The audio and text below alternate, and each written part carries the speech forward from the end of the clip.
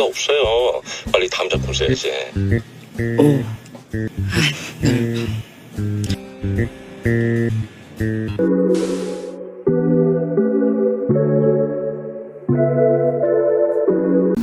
Annyeonghaseyo! Welcome back to my YouTube channel. I'm Rich Mon and you can call me Mon. So today's video, as you read in my description below, I will give you the moral lesson that I learned from watching the series It's Okay to Not Be Okay.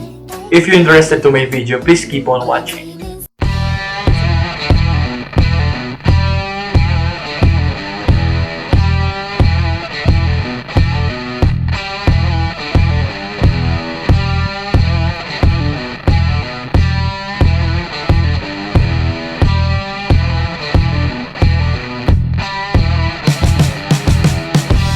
It's Okay Not to Be Okay is a Korean drama series wherein you can watch in your Netflix or in the TV station TVN, a Korean TV station.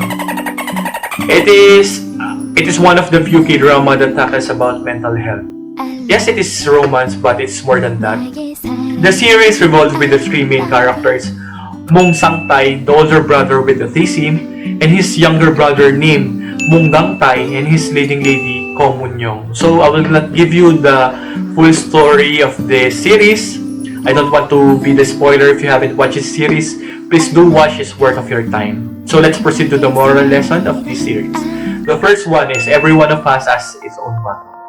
People tend to give their smile or laugh every day, but we don't know that they've been tearing apart. It is very easy to say I'm okay, but deep inside they are crying apart. So guys, please be kind as always. Next is life isn't fairy tale. This series shows that the fairy tale is not just an happy ending. It is more on emotional struggles and trust that has been broken, and we need to pick up the pieces for us to find ourselves. The next is you belong to yourself. Mong Gang-tae belongs to Mong Gang-tae. This is one of the most powerful lines that breaks my heart. Yes, we're doing our best for our family, friends, and loved ones. But at the end of the day, we cannot find the true and genuine happiness with others. And no one owns you and dictates you what makes you happy and complete. Next one is being emotional fragile is totally fine.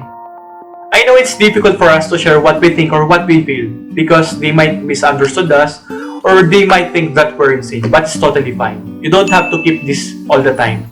In fact, it is more painful if you're keeping it.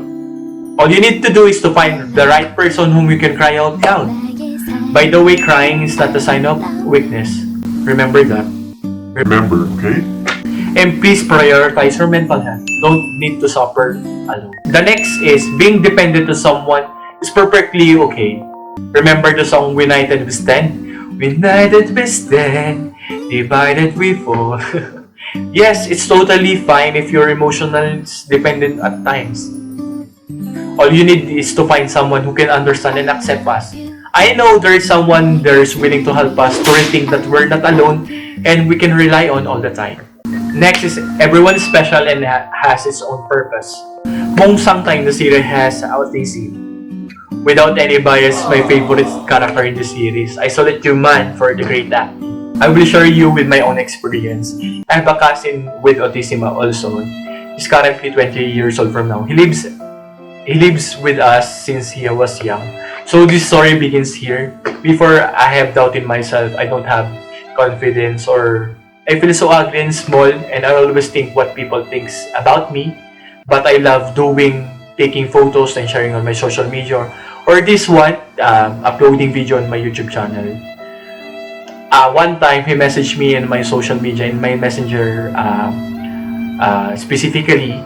He messaged me like this: Kuya, ang gwapo mo, ang galing mong pumorma, gagayahin kita. Those messages that motivates me now to do what I love to do my passion, and motivates me to ignore all the negative feedbacks. Because I know there is one believer or fan that always support me, and that's him. Even though weakest person has a purpose and willing to inspire others. Every one of us is created in God's own likeness, ability, and image. Therefore, we are very special in our own way. Love changes person. Love has this insane effect on us. It either do great things for you or it can lead you to down or bad. But we will focus on the good one. Empowerment is my favorite. It is just you need to empower and uplift one another for your relationship. When you find someone who makes you want to do better in all aspect of your life, well, it's just a blissful feeling. This one is parents love their children unconditionally equally. Yes, many of us felt that we're not equally loved by our parents. They showed little less care and time for us because they can see that we're independent, we're stronger, and we are ready to face any challenges in life compared to our other siblings that they need the guidance and time. But I'm pretty sure, and I'm very, very, very sure that they are very proud of us. Please remember that parents' love never waver, even we reach adult age. Their love is the selfless, unconditionally, and forgiving. And the last and the most important lesson that I learned from watching this series, from its title itself, it's okay not to be okay. Because when you're tired, get some rest. When you're sad, cry out loud. It is okay to rest and have break. Then one day, you will able to run again. So I will give you a bonus moral lesson from this series. They said that kissing is better than fighting. So guys, there you have it. That's the moral lesson that I learned from watching the series. It's okay to not be okay. If you already watched this video, please comment down below if you have the same moral lesson with me, or you want to share your own moral lesson that you learned from watching this series. But if you haven't watched this series, please do watch. It is worth of your time. If you like this video, kindly like and share, and please subscribe to my channel, and please tap the bell notification button.